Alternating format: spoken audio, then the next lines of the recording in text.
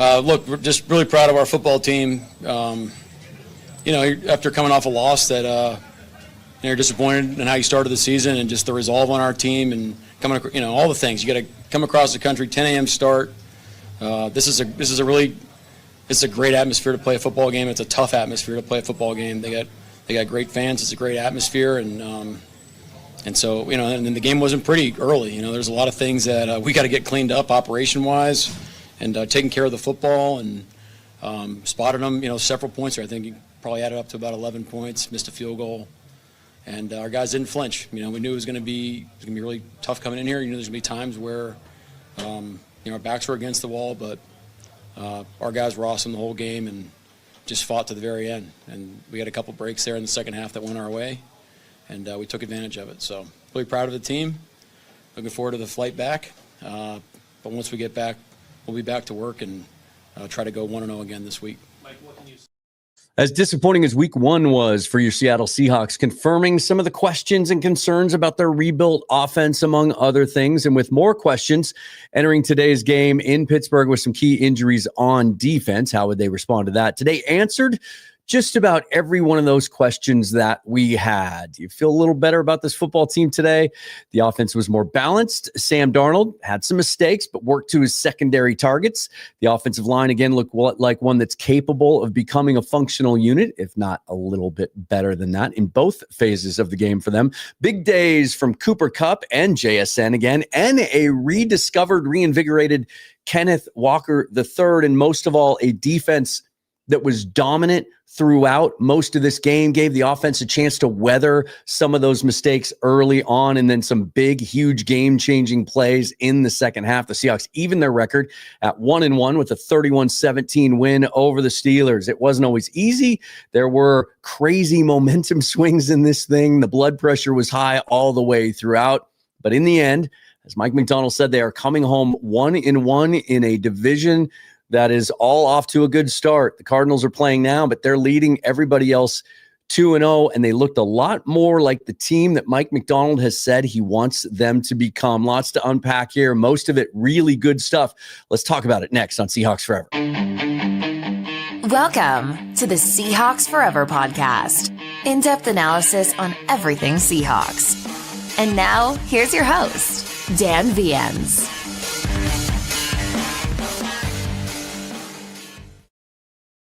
Handcrafted steaks to delicious fall favorites. Omaha Steaks delivers the world's best steak experience, but they're not just all about steaks. No, they also have juicy burgers, cozy and convenient comfort meals, chicken, plus tailgating favorites. Everything is USDA certified, like chicken wings, smash burgers, even deli-style Franks, which I've never tried those, but I heard they are fantastic. I've been eating Omaha Steaks for most of my life on and off. They were a staple in our family when I was growing up. And just last year, my older brother sent me one of their variety packs for my birthday. A little surprise. I opened the door one day, steaks waiting for me in their cold packs. And right now, you can try Omaha Steaks for 50% off their most popular combinations during their Red Hot sales event. And also, for being a listener, viewer, fan of this show, you get $35 additional off if you use the promo code FOREVER. That's at omahasteaks.com. Use the promo code FOREVER. Get 50% off plus an additional $35 off. All right, you guys, let's get into this. Let's just kind of go through and recap sort of chronologically some of the timeline of this game, because it was one that sort of evolved in certain ways. Some good stuff early, and then if you're like me, you might have had a little PTSD, some things that looked familiar from the old days, and I know I'm often one to say that like that has nothing to do with this, but you can't help but feel like here we go again at certain moments. But the big thing was how this game started, right? 10 a.m. start. We saw how good Mike Macdonald had him prepared on the road last year, 7-1. They did not seem rusty or tired or sluggish or anything to start the game. In fact, for the first time in a year and a half, they go down and score a touchdown on their first drive, 8 plays, 65 yards, eating up 4.5 minutes. Sam Darnold to Torrey Horton for his first NFL touchdown, a 21-yarder to cap off that drive. Pittsburgh answers with a field goal, and then the palms got a little sweaty, right? Sam Darnold on their next possession, intercepted by Jalen Ramsey on a ball that just I give this one kudos to Jalen Ramsey. He showed it at certain moments throughout this game that he is not washed up, and he still has the instincts to read a play and break on the ball, because that is a ball that all throughout training camp and as much as we could see him during the preseason, it's kind of Sam Darnold's bread and butter, like that timing out route. Granted, Cooper Kupp didn't get a lot of separation there, and if you're like me, maybe some people early on were thinking, oh, maybe Coop just can't do that anymore. But it was just, I thought it was a great job by Jalen Ramsey to step in front of that ball.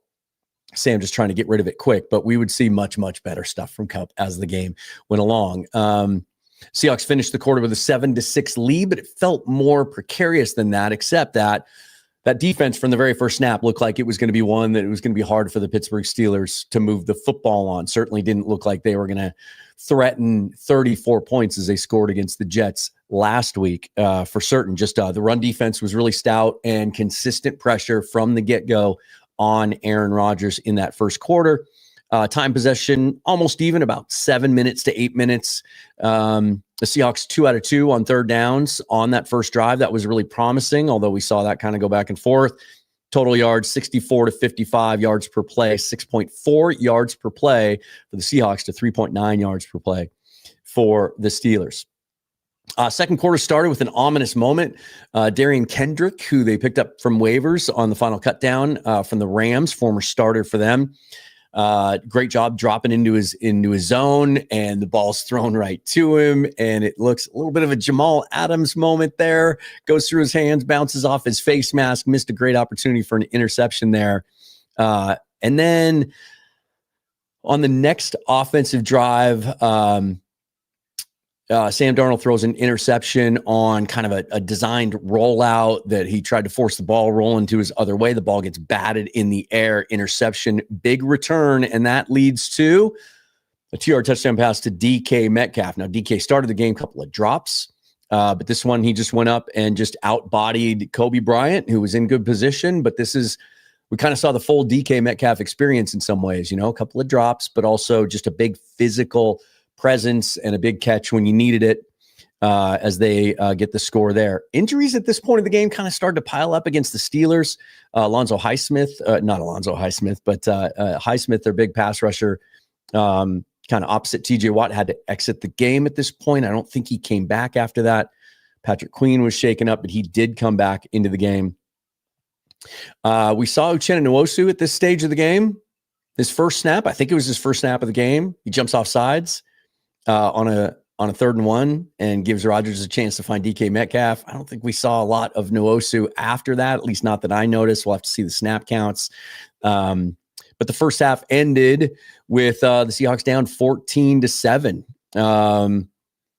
They traded punts after that. Oh, can't miss this. Got to talk about this before we get to halftime.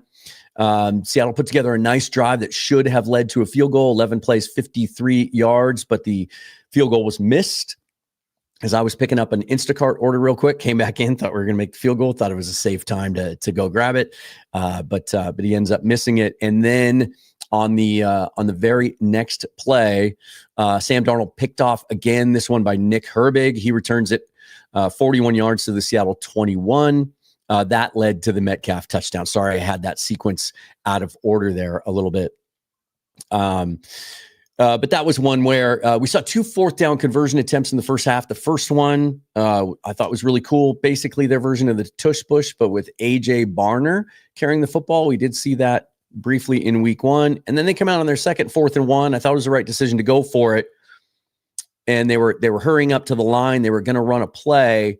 And then Steelers called a timeout, and it just felt like one of those situations where maybe Clint Kubiak kind of overthought things a little bit, and they tried that play action rollout to Darnold's left side, and it led to the interception, which they took down the DK Metcalf touchdown. So the Steelers lead 14-7 at the half, and this was feeling very precarious, right? I think we were all a little bit nervous at this point. We saw some good, some bad. I will say at halftime, I wasn't panicking. It did feel like we saw enough good stuff and enough signs in the first half that looked like what we expected from this offense, right? We saw, and we were starting to see some chunk plays from Kenneth Walker a little bit.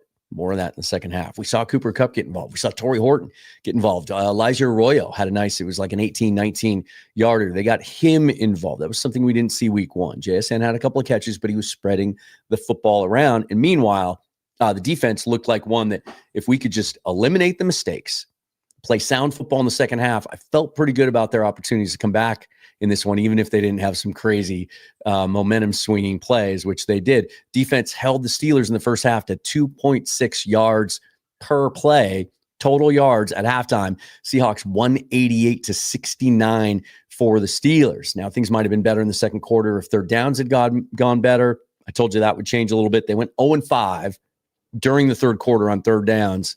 That certainly didn't help. Then we come out in the third quarter, and the Steelers stalled to open the half. It was a 6-play drive, I think 16, 17 yards. They have to punt. Seahawks get the ball back. And this is where they answered with what I would call a statement drive. This was, again, the structure of this offense and this offensive scheme under Clint Kubiak that we expected to see, that we only saw for 2 drives against the 49ers. One resulted in a touchdown on their second drive of the game. The other one resulted in a field goal late in the game when they were trying to pull it out. 9 plays, 80 yards, 5 minutes off the clock. Chunk plays by Kenneth Walker III on the ground, Cooper Kupp through the air, including a third down, a 3rd and 8, 3rd and 9 conversion. And Sam Darnold ends up hitting A.J. Barner for a 7-yard touchdown. Again, really quick, really decisive throw. It was at the 6:10 mark of the third quarter. Jason Myers' extra point ties the game at 14-14. And again, felt pretty good with the way the defense was playing. Rest of the quarter kind of just exchanged punts. The quarter ends 14-14. Fourth quarter, though, starts off with a little bit more of the same what we saw on those 2 drives. 9-yard run from Kenneth Walker to open the fourth stanza. Big conversion to Kupp for 17 yards on 3rd and 4, where they go empty backfield. So showing the variety, not stubbornly sticking to the run, trying to prove a point, but still being varied and being multiple on offense. And this was a great example of that with the throw to Kupp. More downhill running from Walker. We saw a couple times where he tried to bounce things around. We saw some of that old Walker, but I thought he was more decisive with his cuts, having some success there. Leads to a 1st and goal. And then the touchdown. Got a note here, red zone success. We'll talk about red zone a little bit later. Jason Myers ends up breaking the tie with a 54-yard field goal to make it 17-14. And then the big play that turned it all around, right? On special teams.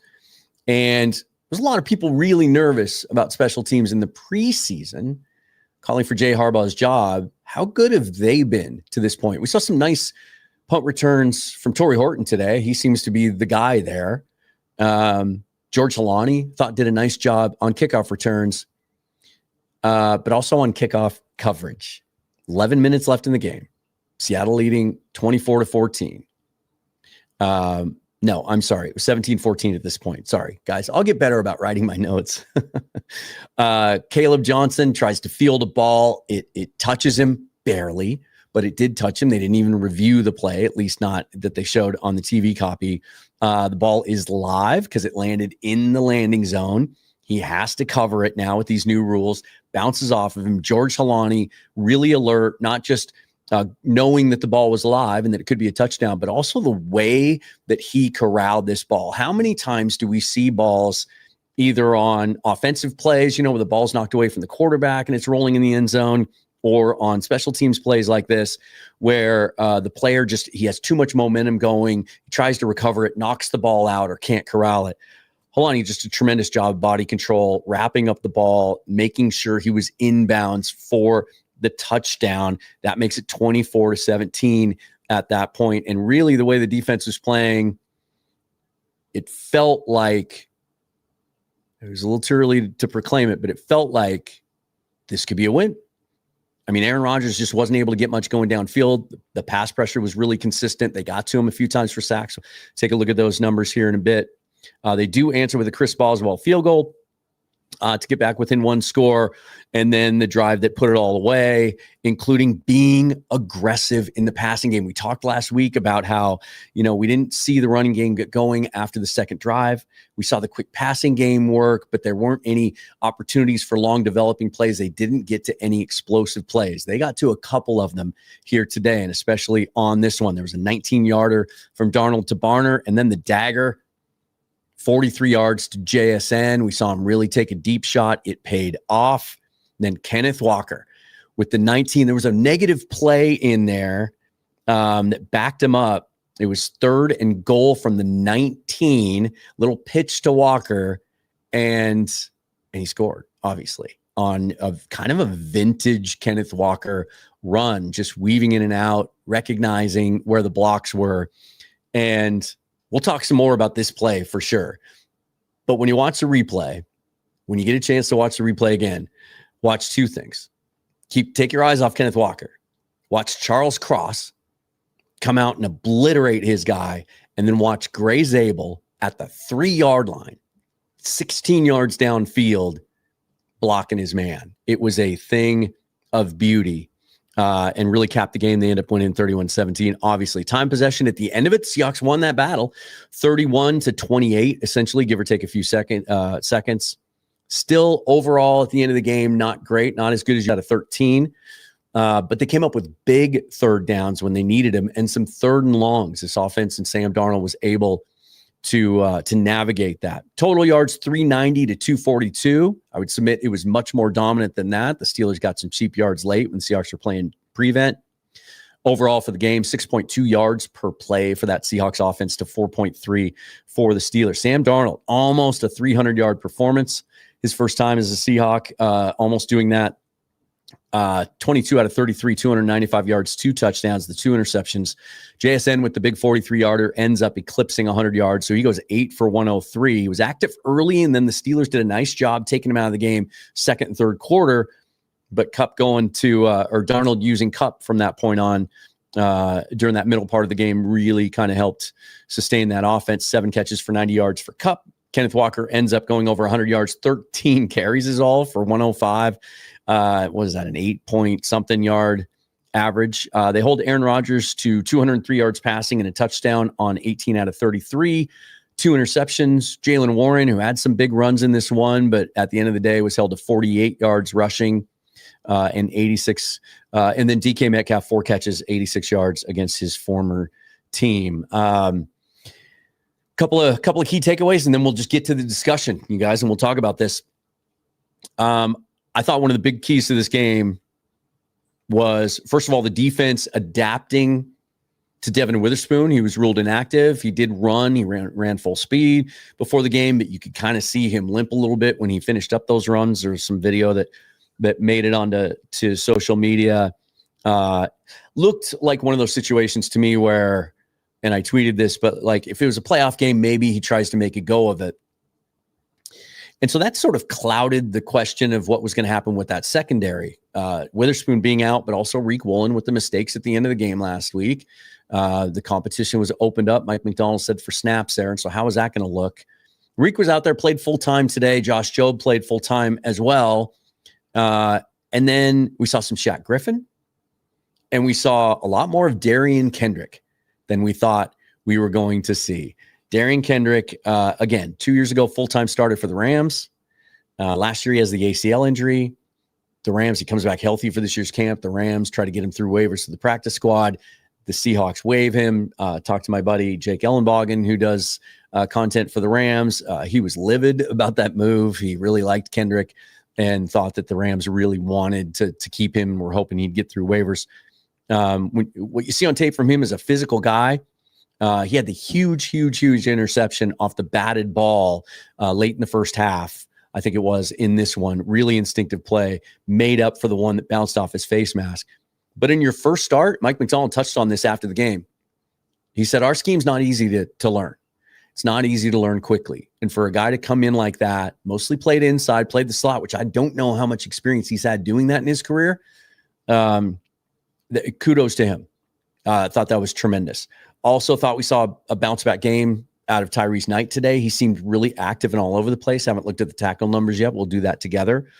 Just a complete performance from this defense that I think we talked about this a lot in the offseason and throughout training camp, that we expected growing pains from this offense, but we thought the defense was going to be good enough with all that continuity, year 2 of Mike Macdonald's defense, to keep them in games until the offense figured it out. Now, when you kind of step back and you look at the first 2 games together, it's pretty much exactly what it looks like, except that it was just hard to accept week 1 because we were in position to win, had a chance to win, really had the game in our hands, should have won that game, should be 2-0. I wrote about it earlier this week. Like the threat of going 0-2 here was significant and real. And while in the big picture, I don't think it would have altered how I look at this football team and what their progression is and what their ceiling potentially might be. But my goodness, just I think the most important thing about this win, I don't think it confirms anything in that locker room. They knew. I think they have a really good sense of what kind of football team they can be. They all believe it. They're all aligned. They're all on the same page. But I think from a fan perspective, I mean, this discussion we're about to have would be much, much different, right? And now you can see the pieces. This wasn't a fluky win. And you can make the case, and you can get into trouble with this in football games because it goes both ways, right? But there were a couple of wacky plays, bad decisions on the Seahawks' part, a couple of bad decisions on Sam Darnold's part. I think a bad decision on Clint Kubiak's part on that second 4th and 1. I just didn't think that call was sound. But you can see the building blocks. You can see the pieces. I can't wait to see the quarterback hit numbers. Darnold wasn't sacked in this game. How many times was he hit? Like, pass protection was really good. And unlike last week, while the intent was still to get the ball out quick, and primarily for the most part he did have opportunities in this game to take a little more time and try to get to some secondary reads and get the ball downfield. I thought pass protection was really good. And I think we're starting to see that running game come alive a little bit as well with Ken Walker. We're starting to see, I think we sometimes take for granted the value of patience that, you know, we now in our fandom with, we're all connected through social media and everything. We react to things quickly. And so those momentary emotional outbursts that we all go through as fans, I go through them. Now we broadcast those to the world. And then sometimes you have other fans kind of sitting on the fence and they get impacted by those as well. We tend to make a little bit too much out of too little, and we want quick results. And if we don't get them, we want quick, decisive reactions to those and changes. Sometimes being patient is the best course. Nobody knows Kenneth Walker, Zach Charbonnet, how they're wired, how good they look in practice, how much they believe they can get out of them than the coaches. They see him every day in practice. They review the film after practice. I think having the faith in him to have him be the lead back today and getting the performance out of him that he got is only going to make this team better, because as much as we want to be quick to talked about it with Rob Staten a couple of days ago, the potential of, hey, if Zach Charbonnet establishes himself as running back 1 on this team, they like their depth. There's some teams out there now that are needy for a running back. The Bears could use one in that Ben Johnson offense.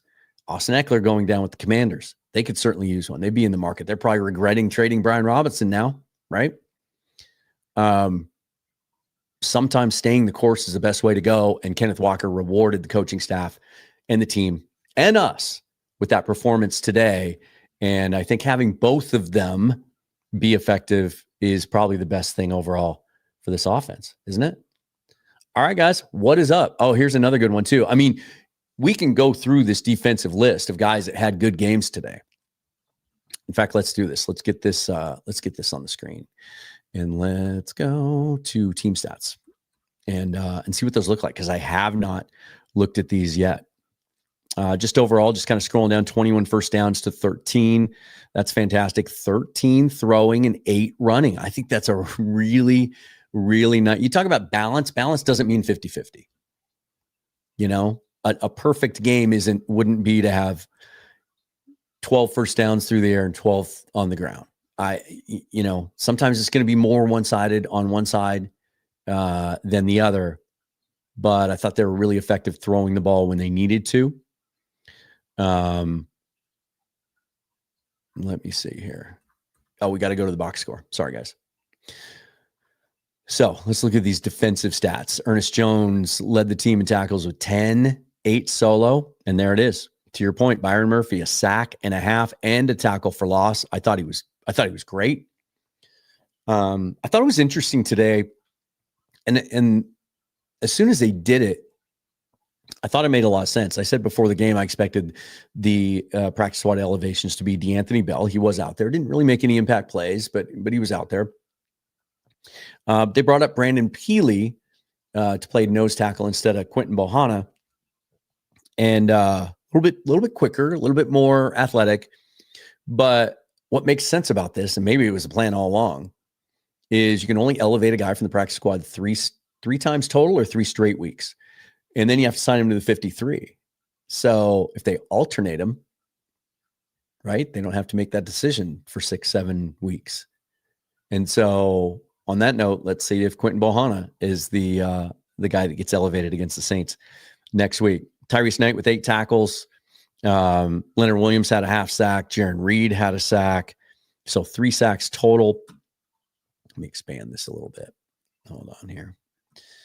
And because I want to see quarterback hits. 8 hits on Aaron Rodgers on the day. Okay, so how did I forget the Peyton Wilson sack on Darnold? So he goes down 2 times. It was just unblocked. I don't think it was really anyone's misassignment other than maybe it was the wrong coverage call. Like everybody kind of went and got their guys, and Peyton just came on a little bit of a delayed blitz, just right up the middle and got him down. And then Jack Sawyer also, who was pressed into action today with the injuries that they have up front.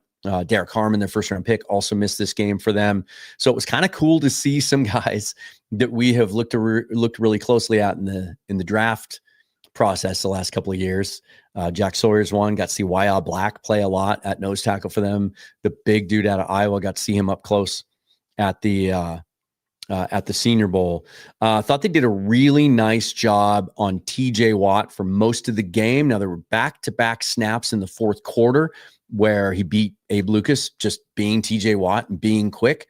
They didn't give left Lucas on an island in both of those cases. And there aren't many right tackles in the league, maybe 5 or 6 that you can leave on an island with TJ Watt over and over again, not expecting him to win a couple of those reps. But he didn't sack Sam Darnold. He had 2 quarterback hits, just 4 tackles on the day.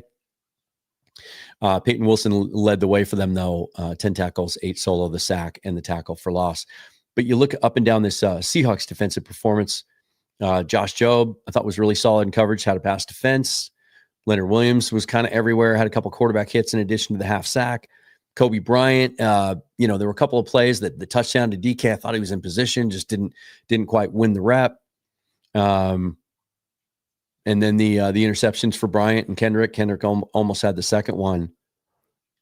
I think as we move forward, we may be having a discussion once Devin Witherspoon comes back and we see him get reincorporated into this, that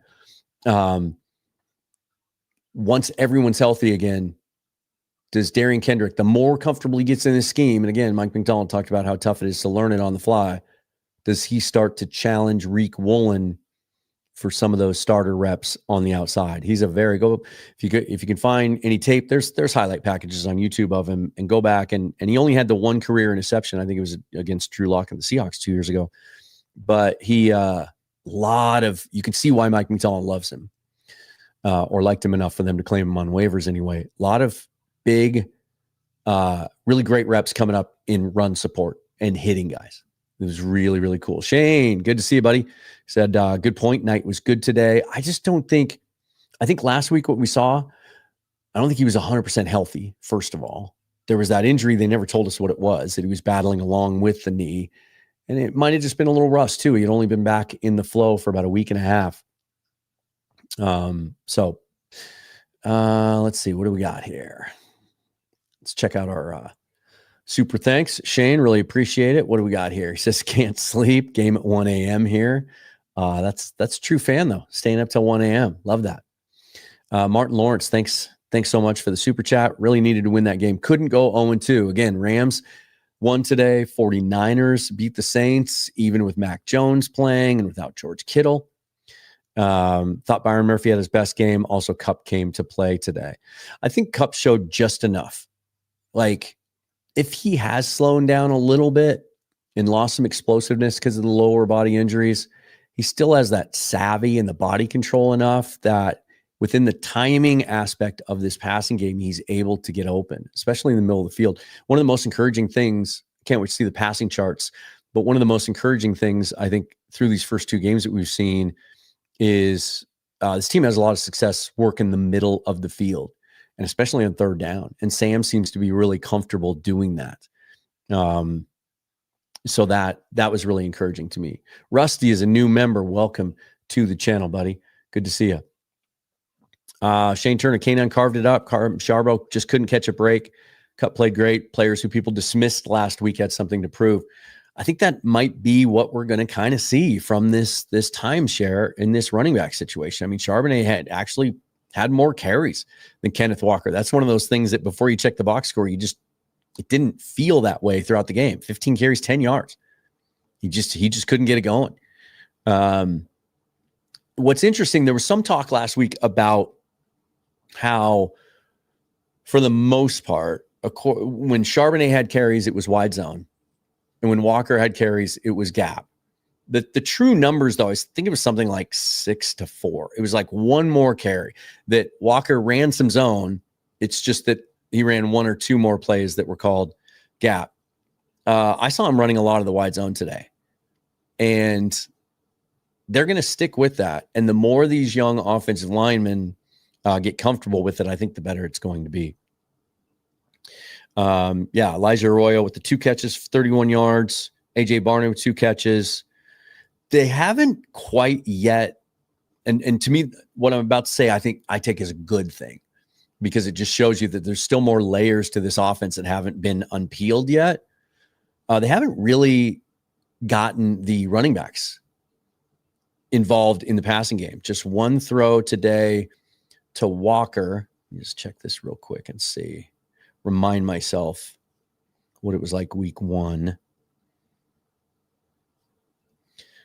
Week 1, it was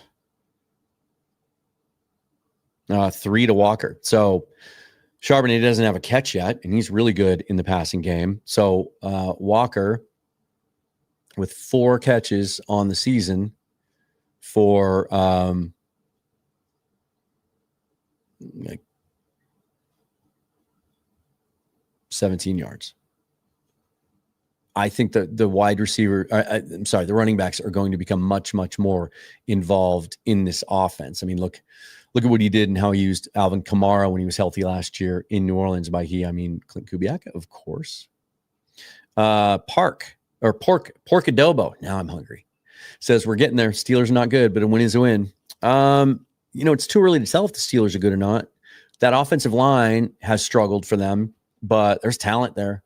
Loved Zach Frazier and Mason McCormick in the draft last year. Remember, a lot of you did too when we were going through the draft process. Troy Fatanu, of course, we know how good he can be out of the University of Washington. They got some growing pains there. Broderick Jones, their first-round draft pick at left tackle, has had his struggles. I think there's some pieces there. They're banged up on defense right now. But the thing that worried me the most about the Steelers wasn't just sort of, are they, quote, good or not? I mean, this early in the season, it's really hard to tell. But that the fact that they had just faced a New York Jets team last week that runs the exact same run scheme, that wide zone 75% of the time, and they ran it effectively against them. So you knew that the Steelers this week were just going to really be able to evaluate that film, take care of some of the details, and probably come out with a better plan, some better execution against the same scheme this week. Seattle ends up running for 179 yards on, my goodness, 117. I'm looking at 2 numbers at once. 117 yards for 20 on 29 carries. It's an average of 4 yards a carry which is not bad. But I think they're, as this running game grows, I expect to see some 150s, some 160s, a little more impact. But we did see some of the explosive running plays today. And that was, and that makes a big difference as far as just, the defense has to stay on their heels a little bit and can't come after Sam Darnold quite as much. Let's see. Misfit says, haven't checked in a minute. Arizona will lose this game. It's 20-3 at halftime. We'll lose this game versus Carolina if the Panthers can get some offense going. At halftime, the Cardinals lead 20-3 in their home opener. So it looks at this point like the rest of the NFC West is going to be 2-0 after week 2. And so the Seahawks very, very fortunate. I thought it was crucial. Would they have been out of this division race if they had lost today? No. I think this division, I've been saying this, I think for the most part, talked about this with Rob on Friday, is going to stay within distance of each other as it goes through the season. I don't think any one of these teams is going to kind of just race out in front of the rest. But the rest of that division really doing well. And to that point, let's take a look at this real quick. Let me get rid of some of these. Take a look at the Seahawks Forever sleeper pick'em league that we set up. There's about 30 of you in there. I've never been one who's good at picks. I will admit that, which is one of the reasons I usually don't do it, but just kind of got into it for fun for this reason this year. But really proud to welcome Sleeper as a sponsor of the show. 2-0 so far through the early games, and Thursday a 10-0 so far after an 11-5 start last week. Now that doesn't count in regards to the pool because we just set the pool out this week. So I will back that out before we decide on a winner at the end of the season. But even if I end up coming out on top, whoever finishes in second place is going to get their pick of items from the Seahawks merchandise store, the Seahawks Forever merchandise store. But yeah, not too bad. But I am not the only one because I think, let's see, 1, 2, 3, 4, 5, 6, 7, 8 of you also are perfect today, 10-0 through the early games as we move in, as we're now in the late window. And then, of course, the Sunday night game and the Monday night game. As for my individual picks, not great. 1 out of 3, I had Zach Charbonnet over 46.5 yards. He obviously did not get that. He had 10. I had Travion Henderson over 35.5 yards. That not only killed me in this aspect, but also my fantasy football team. He's been terrible. Has not helped me at all, but JSN ends up going over 65.5. So I was able to get that right.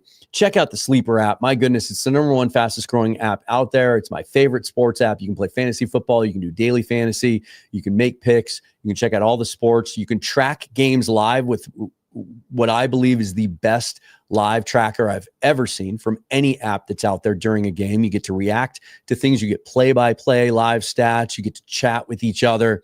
Really cool stuff. And if you do play the games of skill, they will match you on your first deposit up to $100, 100% if you use the promo code FOREVER. So check out the Sleeper app today. And if you're in the pool, good luck to you trying to hang with me so far. I got to say, though, on the early game, one of the reasons that I was a couple of minutes late with the live here, had to watch the end of that Giants-Cowboys game. Like, didn't turn out well for the Giants as far as overtime went. Cowboys end up eking it out. And my goodness, Brandon Aubrey, like, Giants should have had that game won, right? But they play soft defense. They give Dallas a chance to get down a little bit. Aubrey hits a 64-yard field goal. These field goal kickers today make those look like 40-yard field goals in years past. But Russell Wilson showing he's still got some juice and some life in that arm, hitting Malik Neighbors on a bomb to score a touchdown to give him the lead for the moment anyway, with about a minute left in that one. Really, really cool to see Russ playing well. We've talked about this, but probably his last opportunity to be a kind of an unquestioned starter. At some point, they're going to turn things over to Jackson Dart there. But that was really fun to see, I thought. Carly Perkins says, looked exactly like we wanted to as an offense. That is the image, and I'm sure as soon as we're done here, I'm going to go back and look at the rest of Mike Macdonald's comments, and we'll do some follow-up on that tomorrow. But I bet he talked about that quite a bit. that's the style of offense that he wanted to see them play, sustaining drives, being able to stay on the field, not wear the defense out, being able to run the football in some circumstances when the defense is expecting you to run the football, being varied. I mean, in this game, there were some mistakes, but they never got into a rut where we saw them banging their head against the wall, continuing to try the same thing over and over again without success. Saw a little bit of that last week, didn't we? After the second drive, and then until they kind of went back to some of their core principles on the field goal drive late, we saw what looked at times like a Ryan Grubb offense, just spreading it out, going empty, a lot more shotgun. But it's all from play to play now. You don't know what you're going to get. You're going to get Robbie Utes in as a fullback, which there's one play in particular, and now I can't remember the context of it, but my goodness, Mark Sanchez made a big deal out of it on the telecast, where his lead block just obliterated a guy. I think it was Patrick Queen. I think he just absolutely made Patrick Queen not exist on that play and sprang Kenneth Walker for a big run. It might have been that first play of the second half, the 9-yarder. And then they'll come out with two tight ends. Then they'll come out in condensed sets, and then they'll move JSN outside, and you see the motion, and you see empty, and then you see 12 personnel. And we saw some of the rollouts today. They were able to get to some of those. I thought there was one play. It was a third down where Sam did one of those little play action fake rollout to his left that got him in trouble, led to the interception on the time before. And it was 3rd and long, 3rd and 9, 3rd and 10, something like that. And he finds AJ Barner for the 19-yarder in the first down. But man, weren't you nervous when you saw that play unfolding? Because we had just seen it before and it resulted in an interception. But I love the guts to go back to that again. It's not guts, it's conviction. It's a belief they have in that system and in that offense and in their quarterback. I'll say this, and I tweeted the GIF out there, the Ted Lasso goldfish GIF. One of my keys I didn't want to finish this show without talking about today is how Sam responded to those things. It didn't seem like it impacted him at all. And I really like that about him. We've seen other indications of that already, how the way he comes back from a bad play is exactly what you want to see out of your quarterback. And, it's that goldfish mentality. I said this from the minute they signed him, and I did a little deeper work on him. And I believe it more and more as each week goes by. He's got a lot of Matt Hasselbeck in him. He reminds me a lot of Matt Hasselbeck. And in that vein, sort of in a wide angle view of, we're talking about on his best day, a top, maybe, from that 10 to 15 range as far as quarterbacks go in the league. On his worst day, he can be much lower than that. A mid-range type quarterback at the end of the day when you look at the overall picture, but a guy that if the other parts of your offense are operating well and are complementary, that he can be really effective. And I think what we're seeing from him as far as his intention to operate this offense correctly and quickly and get the ball out quickly and accurately, you can see those things in him. He's really, really good at some of that stuff. And you can see that that's what they talked about when they signed him. And now through 2 games, we've seen enough moments of seeing it in action that we know it's there. And I thought he played a really good game today with 2 mistakes. It kind of reminds me of one of those starting pitching performances where it's like guy throws 120 pitches and strikes out 12, but he gives up a couple home runs because he left a couple of sliders in the middle of the zone. Like, he made a couple mistakes, but it was how he responded from it and came back and played at the end of the day that I thought was really admirable and promising for this offense to be able to be. And we can talk about this too. I don't want to forget about this. The decision not to activate Jalen Milroe today, I thought was the right one. As much as, I've been excited as anyone about the potential of what he can do in this offense as kind of a gadget guy or a situational guy, that we saw 2 things week 1. We saw them use it in the wrong circumstance Sam Darnold's first drive as a Seahawks quarterback. He completes his first ball. You want to get him into a rhythm in a very important, crucial home opener against a rival that you're going to be competing with, presumably for the division lead. And then they bring him in on a 2nd and 5. And, this offense needs to dial things in first. Let's make sure that some of the good stuff that we saw throughout the game today, there really weren't any. Were there even back-to-back bad drives? Like, it seemed like they always came back from a bad drive and put at least a good one together. Until we see for certain that this offense can be a little more consistent and continue to do this on a weekly basis, then you can figure out how, when, where to incorporate Milroe and kind of use some of those things. In the meantime, the roster spot's important, especially when you got some guys banged up. And but they still, with the new rule, they were able to designate him as the emergency third quarterback in the event that Darnold and then Locke would get hurt, which I think is the perfect thing to do from now moving forward. Like, let's see 4 or 5 games out of this offense before you even activate him. Let's see. MRC felt pretty confident even when we were down 7-14. Pittsburgh wasn't able to move the ball reliably and wouldn't have done shit if not for some stupid mistakes. This was a good reminder of how good this defense can be. Not at full speed. Like, imagine with Devin out there, maybe Kendrick playing more as he really understands this scheme, and Chenna, like, they very much used him sporadically today. We don't have snap counts here, but did he even register a tackle? No, he's not on the stat sheet. No, he is. 2 tackles. Okay. 2 solo tackles. He'll become a bigger part of this. I thought Derek Hall was fantastic today. Like, he didn't do anything to light up the scoreboard. He didn't have a sack or anything like that. He had 1 tackle, but he had 2 quarterback hits.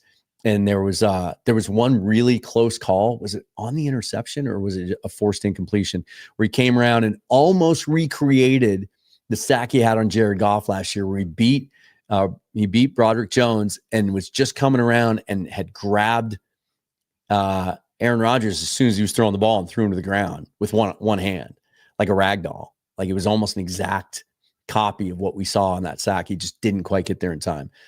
Derek Hall through 2 games, I think, has shown some consistent pressure. I think he's going to break through and start converting some of those. There's Misfit giving a shout out to Robbie Oots. He had some misses last week, so great to see him bounce back and really make an impact. Martin says the TD from K9 was fantastic. It really was. Cole Jensen, did anyone else notice it was pretty empty in the stadium until the 4th quarter? Did you hear the Seahawks fans near the end of this game chanting "Go Seahawks" so loudly that you could hear it on the broadcast, like it was a home game? Aaron says, honestly, thought the ball didn't touch Caleb Johnson on that one TD. I wondered too when I saw the replay. I thought, but keep in mind that the replays they have available to them back in New York, not always the TV copy. We don't always get the benefit of seeing all the angles, and they only showed that one angle from the back. It did look like it hit his helmet to me. They must have had another angle, because did they even review it? I mean, they review every scoring play, right? So they must have, but it was so quickly confirmed that it must have shown definitively that it touched him, or at least not enough to overturn it, because the call on the field was touchdown. Yeah, Martin says it hit his helmet.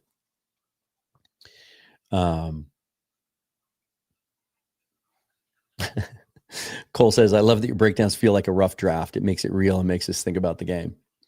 Well, and that's, trying to balance putting as much information together to recap these games accurately, and also, telling a story and providing some little visuals sometimes. I mean, I wish I had more time to put some graphics together, but then you sacrifice time.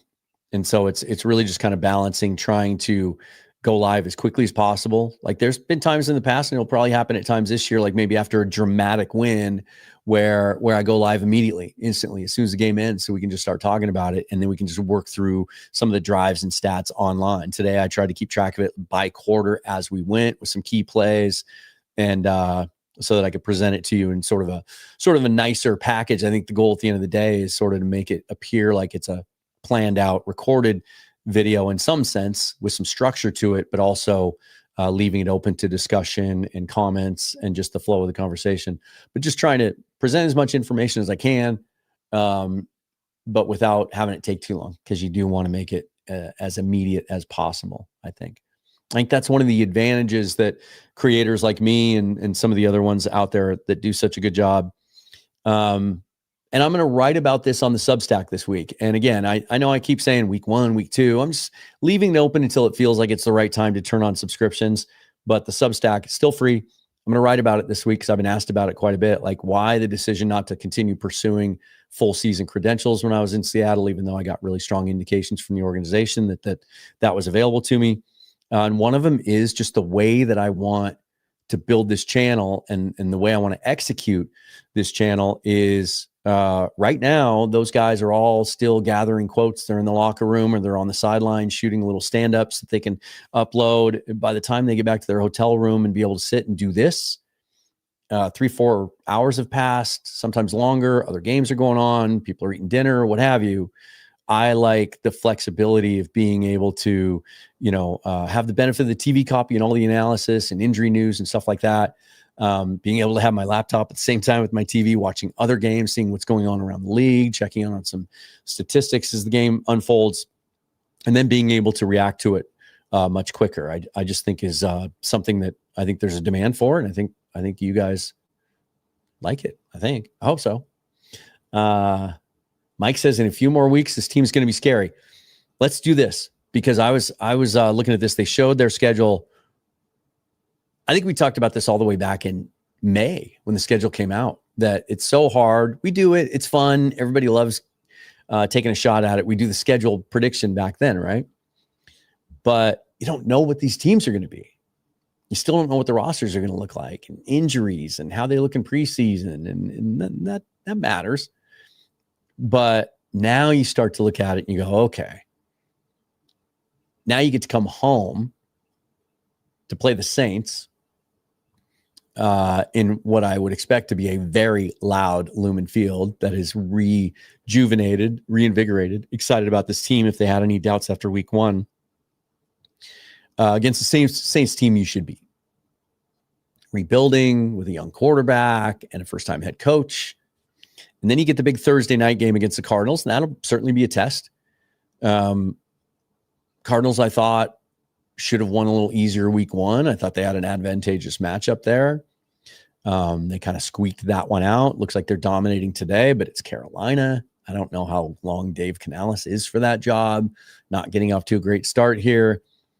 And Mike Macdonald has a lot of success against the Cardinals. So that looks good. This Buccaneers team, how did they do today?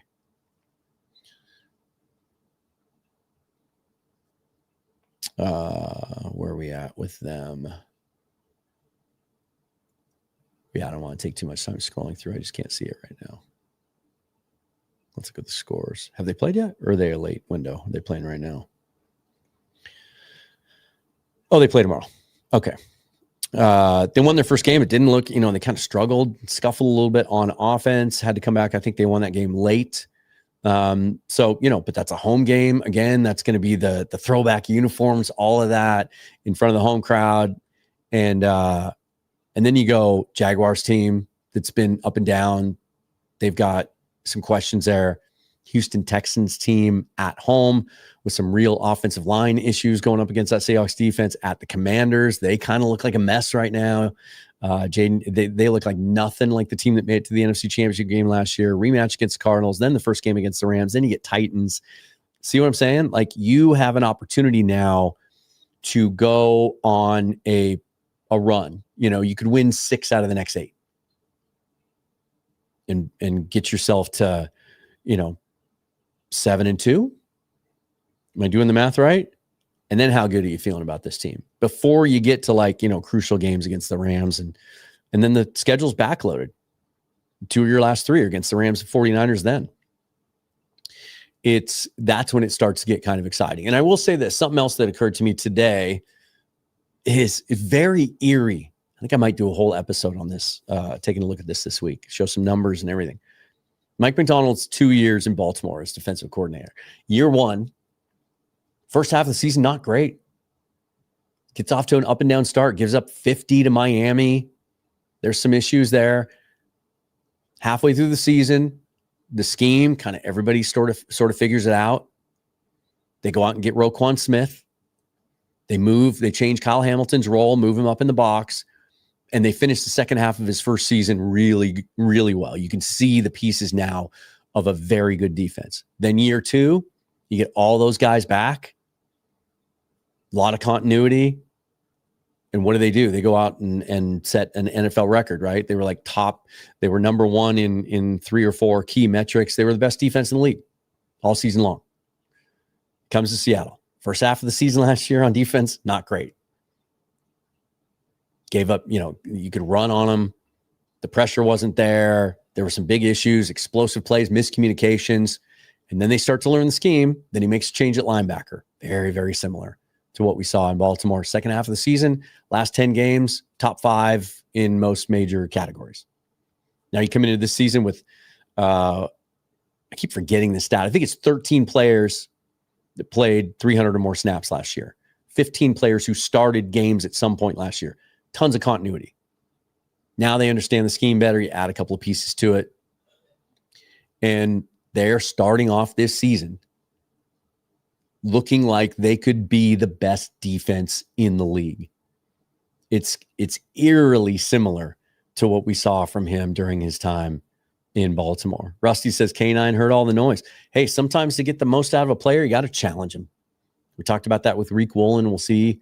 He didn't seem to really be in on any impactful plays today, except for on the very first drive of the game where it was a 3rd down. And what I thought on the replay was a bad holding call where he slips and he reaches out, he makes contact with his hand with the player, but didn't impede him in any way, didn't grab, didn't pull jersey down with him or anything. I thought that was a really ticky-tack call. One of those kind of calls, like you always hear this about the offensive line, but you could probably call that on any play in the NFL. And then 2 drives later, DK Metcalf is just mugging, was it Josh Jobe? He's grabbing his shoulder pads and moving him around on a running play. They don't call holding on him. I'm glad you brought this up, Shane. I really like the Mike Morris tackle on the kickoff, pin them, big man chasing down the return, a great play. But there was another play in this game where Mike Morris, I'm going to be fascinated. I can't wait to watch the all 22 on this and then decide what we're going to break down on Hawks Film Lab with Bryce later in the week. But let me see how many tackles did Morris have? I think he had a whole lot. Wait a minute. That can't be right. Oh, 2 tackles, 2 solo. One of them was on first down. He knifed through the line and stuffed the runner. I think it was Jalen Warren for no gain. Or was it a tackle for loss? No, it's just no gain. First down. Seeing Mike Morris on first down, I thought was really encouraging. Mike Macdonald told us during training camp that they see a role for Mike. They have a very important role for him and how they're going to use him. But it was up to him to kind of seize that and justify being in that role. Seeing him out there on first down, not just in sub packages or to give a guy a blow as part of the rotation, that was a really encouraging sign. Would love to see Mike Morris take a step this year. And he better, because the way that I think they intend to use him, which is a guy that can play inside and out as a big end, but also reduce down inside. That's what Riley Mills is going to do when he comes back healthy sometime during midseason, the 4th round pick out of Notre Dame. And I don't know that there's room on the roster for 2 guys like that. How many tackles did DeMarcus Lawrence end up with? Because 3, but I feel like his impact is bigger than that. Like you can feel this. I'm stealing a Mike Macdonald phrase here. You can feel DeMarcus Lawrence out there. He's that was a great signing. I mean, we always talk about small sample sizes. It's how much did the Seahawks take a beating, especially among national media, not so much the fans, that their two big free agent signings this offseason outside of the quarterback, obviously, were Cooper Kupp and DeMarcus Lawrence.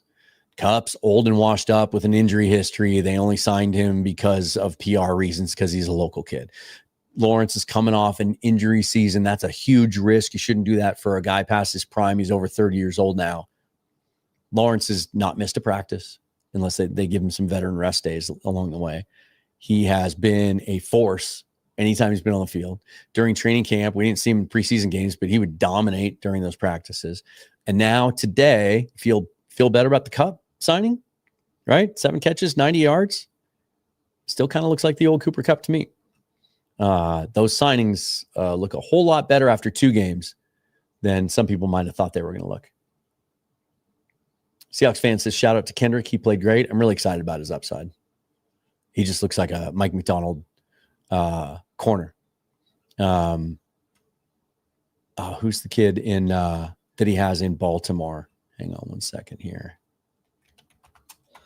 Who's kind of undersized as an outside corner, but is physical, plays the run. Has good ball skills. Marlon Humphrey. He's 6 foot. I thought he was shorter than that.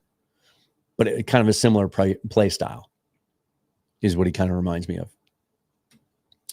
All right. What do we got here? I mean, Martin says, does Kendrick keep his spot on the 53-man roster? Absolutely. I think he's a big part of the plan. I think he's ahead of Shaq Griffin. And I will say this, like some guys take longer to develop. I really thought being out at training camp this year, I liked what I saw from Nehemiah Pritchett. I heard some good things to the coaching staff about how they felt about his performance, did some cool things in the preseason, had an interception. But clearly Kendrick just being in town for 2 weeks and Shaq are ahead of Pritchett in the pecking order.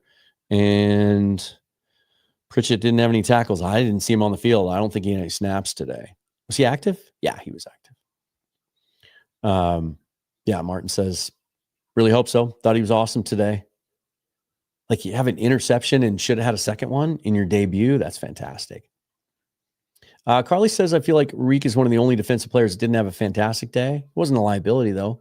He had the one penalty, but he didn't give up any big plays that I saw. We'll see on the All-22, but thought with everything he went through last week, it was a solid game for him. If he had come out again this week and given up another big reception that turned the game or something like that, I think the noise would have gotten really, really loud for Reek, and it would have been tough for him to hold that spot, especially with the kind of game that Kendrick had. Yeah, Rusty says Seahawks have a really chance to have a really great record over the next 5 weeks. Shane says, catch up later, Dan. Got to go for now. Super chat liked, lots of comments. Cheers. Thanks, buddy. Get some sleep. Down under. E22 says, I didn't think either of Sam's interceptions were ugly. Ramsey made a great break on the ball and just edged Kupp for the ball. And the second was a Cam Hayward tip ball. I agree. I didn't like the call that led to the second interception, but that's not Sam's fault. But yeah, I agree with you. I think I said that at the top of the show. Like I thought that was just a great play by Ramsey. Darnold's going to make that play more often than he's going to miss it. He is really good at that timing out route. And Ramsey did a great job on that. It was they made a point of that on the telecast, that the intent of that route combo there was to make it, because it was crossing, that the two receivers crossed. I think it was JSN or maybe it was Torrey Horton. And the intent was to cause just a moment of confusion in the two corners, because it was man coverage on which guy to take. And do you switch or do you carry this guy? And they did switch, but Ramsey just was able to make the decision quickly enough and then break on the ball. He still has that ability to make a great play. So yeah, that to me, that's tip of the cap to Ramsey more than it is a terrible throw or decision from Darnold. But the next one was the 4th and 1, right? Wasn't it? And I thought it was a bad play call. Didn't put him in a real good position, but also, and maybe some of this is hindsight 2020, but learn to eat the ball I think that's a comment I made during the game today is Aaron Rodgers is so good at that. I think there were 3 or 4 times during this game, even on first down, where they'd call something and it just didn't develop and he didn't see it there and he was getting pressure and he just throws the ball in the grass, like just gives up on the play, live another day. Yeah, it was 4th down, so you're not getting any points out of it, but the way your defense is playing, you kill the ball there or let him sack you. And I think the ball would have been on like the 30-ish, if I remember right, the way that defense is playing. But instead, he takes it all the way down to the 21 and they end up getting a field goal out of it. You could have minimized some of the damage there. But yeah, I agree with your sentiments there. Yeah, I mean, there's always something to be said for this. Scott says, encouraging game, but Steelers D was decimated by injuries. Wonder how our offense will hold up against a fully healthy squad. Sure, that's fair. Still had TJ Watt out there. Still had Keanu Benton, a defensive tackle I really like. Cam Hayward was still out there doing his thing. You had Ramsey. You had Darius Slay. You had Patrick Queen running around out there. Like, yeah, they had a couple injuries, but they weren't a skeleton crew. They still had some talent there. Plus, you're playing at their place and everything else. But I think just at this point, this might be something to take into consideration a little later in the season after we really know what this offense is and how. Let's see if they can sustain it first. For now, I don't care who you're playing against. If you're playing against Carolina Panthers, pick whoever you think is the worst defense in the league. They come out and perform like this and show a consistent ability to move the chains, convert some third downs, make some impactful plays, and get a win on the road. I don't care who you're playing against. With where this defense is in their growth curve, it's a positive sign in my book. Let's see. Rusty says, an interesting question. Do you think Jones, Big Cat, or Love is the defensive leader? I think it's Leonard Williams. I think he's really the guy. I think he's the alpha. But there's multiple alphas on there. Ernest Jones, there was a period in the first half where Ernest Jones was just flying all over the field. Came up, made a big run stick for a either no gain or a little bit of a loss. And then came out John, and then on the very next play, made a pass breakup in zone coverage. Another great game from him, 10 tackles, 8 solo tackles, led the team again. But I think Leonard Williams is kind of the heartbeat of that defense. Although when he's out there, Spoon's in that conversation too. Regardless of what you think, because he, doesn't have enough interceptions, and some people think he's a good to better than average player rather than elite player. His energy and approach and his intensity and his motor, the way he plays a football game is a huge part of the personality of that defense. Skyhawk says, fun game. Thank you for the stream. Of course. It's what I do. We got to do this after games. Martin says, happy for Darnold to get the win. A loss today and the negativity would have really started to build against him and this team as a whole.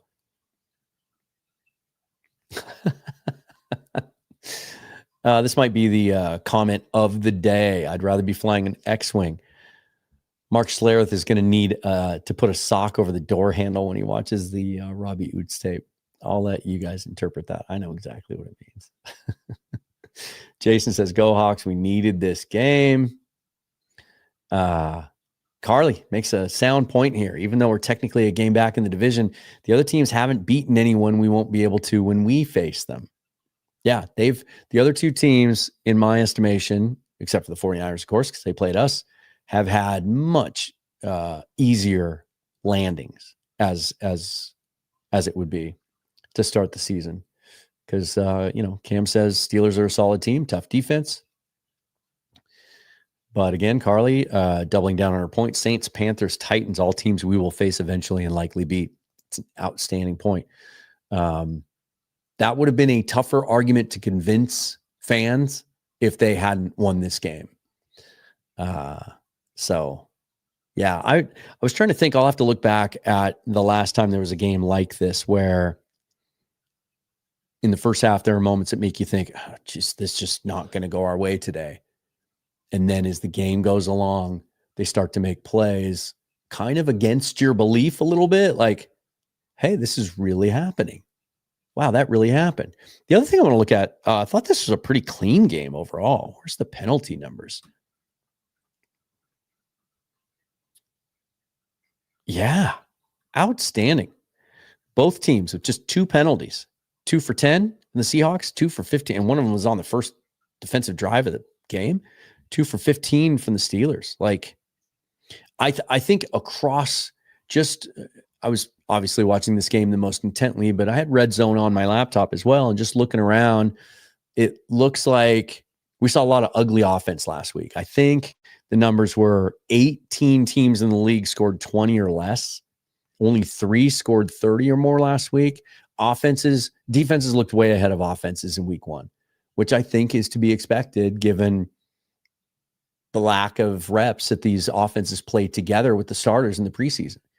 Now, week 2, it looks like, just glancing around the league, you're starting to see that come back a little bit. But I thought that was great. And kudos to Mike Macdonald and Adam Dirty and the defensive coaching staff that they never once got drawn in by Aaron Rodgers' cadence, right? That snap count that he's so famous for, drawing guys offsides. There was one play where they were called for offsides and he got a free play, but he only got like a 9-yarder out of it. And it wasn't that a player jumped. Somebody was lined up offsides. I can't remember who it was. I think it was Derek Hall they called it on, where he was just like, he was lined up in the neutral zone. That's different.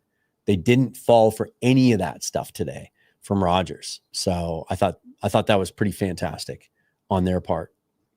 Dennis says K9 came out smashing it. Great win. Hawks got to clean up turnovers. Glad we overcame them. Absolutely. There was a scary moment in the first half too. Was it on the first drive where it looked like JSN might have fumbled again? But it was he was down by contact. But in the moment, right? Did your heart skip a beat there? Like, are we doing this again? Really? Yeah, Pork says Steelers are the definition of a solid team. They can only beat bad teams, squeak into the playoffs and lose big. That might be accurate, but those are teams you have to beat, and don't discount the Seahawks for winning this, given how new their offense is. And by new, I mean not just scheme, but coaching staff and players, 6 new players, including the quarterback, but also on the road in a place that is historically just a great atmosphere, crazy fans, and their home opener, right? There's some energy there that you get on the home opener. We're going to see that. We're going to see that in just about every stadium around the league for the most part. Thoughts on Nwosu? Just didn't see him enough. We'll see what the snap count ends up being. I think he was only out there for 3 or 4 snaps that I could see. He had the one where he jumped off. He was the one that lined up offsides. Yeah, it was Nwosu. But I thought he'd have a bigger role. I thought they held him back longer, intently, purposefully, to make sure he's fully healthy so he could play a bigger role. First of all, really didn't need to. Like, the other edges were playing well. But I think now, as the season goes along, we're going to see him. Maybe he's just a rotational guy just to try to preserve him for the stretch run. Maybe just on passing downs or whatever. Uchenna Nwosu is a very, very good player, and I think he's going to make some impact for this team now that he's in the flow and he's active and he's playing. They've always used 4 edge players. They'll find a way to get him into the rotation and get him some meaningful snaps. Mike says he thinks the offense is going to be scary in a few weeks. They're still improving. I think they have a chance to be, I don't know about scary, because I don't know that they have, like, when I think of scary, I think of teams that are loaded with like dynamic playmakers on the outside. We're not that, but I was highly encouraged by how they were able to get Torrey Horton involved in this game plan. It seemed to me, and I know there was some negativity week 1 because somebody posted some cut-ups of like 12 of Horton snaps from week 1 saying, oh, is this a concern? He's supposed to have 4.3 speed. He can't get open. But all 12 of those cut-ups were him just running guys off. Like, it seemed like that was the plan for him in week 1 for the most part, was just essentially being a decoy, being a clear out, running guys out of plays. He wasn't really running routes designed for him to get open and be one of the primary reads. That was a little bit different this week. And, usually with young players, we'll see a little bit more adding to his plate. I think he's after his last catch, I think, or maybe it was after one of the punt returns. I turned to my lady and I was like, he's going to be really good. Like I still think he was a steal in the 5th round. Cam says play calling was a lot better. Talibahi says, great job today. Wait until they get Devin and Nick back out there. Yeah, that was another thing. We haven't even talked about Nick Emenwari, who is going to have a big role on this offense. And I think when you see how well the rest of that offense plays and how in sync they are, that, that Emenwari role is going to be pretty specialized, where you're not going to put too much on his plate so he doesn't have to think as much. He can just react. I'm excited to see what he can do. I think he's going to impact the passer. I think they're going to rush him a little bit and make some plays around the line of scrimmage. And I can't wait to see that. And we'll see what the injury report looks like this week. They were really encouraged that they didn't have to put him on an injured reserve, at least not yet. All right, let's scroll down here and see if there's any good ones that I don't want to miss before I'd rather be flying an X-Wing. Thanks for the super chat. Feeling a lot better about Job as a starter. There were some reps I saw with him where I was focusing on individually, where ball didn't come his way. He didn't really make any splash plays today, but his coverage is just really good. There was one play now that I'm thinking of where a guy ran an out route and his body control and the way he played that play was like textbook teaching tape, how to cover that route. I think Josh Jobe has a chance to be really good. I think he's going to be a guy. When we talk about guys that we want to get extended, some of these young players, he's on 1-year deal. It wouldn't surprise me if he's one of those that maybe during the season gets like a 2 or 3 year extension. The way Mike Macdonald talks about him, always doing the right things in his approach and his mentality and his mindset and everything else. And then just physically looks like a guy that can cover. I think he's going to be here for the long haul somehow, some way. Major Hawks coverage says, still worried about our offensive depth. Now, I will say this. One of the other great things to come out of this game today, 0 injuries of note, nothing. Now, there was a scary moment with Jalen Sundell in the 4th quarter where it kind of looked like, when I first saw it, his leg was kind of jerking and it looked like his foot was kind of at a weird angle. I thought, did he just do one of those like ankle injuries that you don't want to show on replay? It was just cramping. And Olu Oluwatimi, the value of a really solid backup, Olu Oluwatimi, who I think is starter quality, was able to come in and we didn't miss a beat after that. So it sounds like Sundell's going to be fine. Still need that guard that we can all trust in the event that Bradford or Zabel should get nicked up. But look, we're 2 weeks now. We're halfway to when Christian Haynes will be able to come off the injured list. And for all of the disappointment of a 3rd round pick not being able to seize that starting job. I think we're going to see again when we go back and watch the tape of this game that Anthony Bradford played a pretty good game. And B, I think Haynes is a guy that, maybe didn't win the starting job, but would you feel a lot better about the depth at guard if he were available? He can play the left side and the right side. And every time he's gotten a chance in games, I remember the Detroit game last year when Bradford got hurt. He didn't get hurt in that game. They were still doing the rotation thing and they gave him quite a few series to play. I think he accounts for himself well. He's just not meeting our lofty expectations we have from him as a 3rd round pick. But when he's back in 2-3 weeks, however long it takes him to ramp up once he's back in practice, I'll feel a lot better about the depth on this offensive line if one of those guys should go down. The other thing I expect to see when we watch the all-22 tape of this is a lot of really fun and encouraging reps from Gray Zabel. I think they just hit a home run with that pick. I think he's just a really, really good player. Yeah, Jay Melfar says, Riley Mills, don't forget about him. He'll be back. Sean of Humanity, want to get to as many of these as I can before I say goodbye. Real good sign that Darnold got better through the game after throwing 2 picks and struggling. He would have snowballed last year. Yeah, it was just 2 plays. It wasn't a bad quarter. It wasn't a bad half. He seems to just be really present in the moment, but then able to just go to the next play. The Mike Leach mentality, just go to the next play, which with everything he's been through in his career, I think is it's really admirable and it's really important. All right, you guys, I'm going to wrap this up. Okay. Be sure to follow me on Twitter, always at Seahawks Forever, because that's where I'll post everything that I ever do. Check out the Substack. I will write up some game thoughts tomorrow. I'm not going to go back in time and write game thoughts. Boy, that would make me look smart, wouldn't it? I'm going to do that tomorrow. And then I've got Sanjit T coming on the show. This week, we're going to talk about the offensive line performance. He's always great at his breakdowns from the Football Scout. Derek from All 22 Film on the YouTube channel is going to come on for the first time. Really excited to talk about him.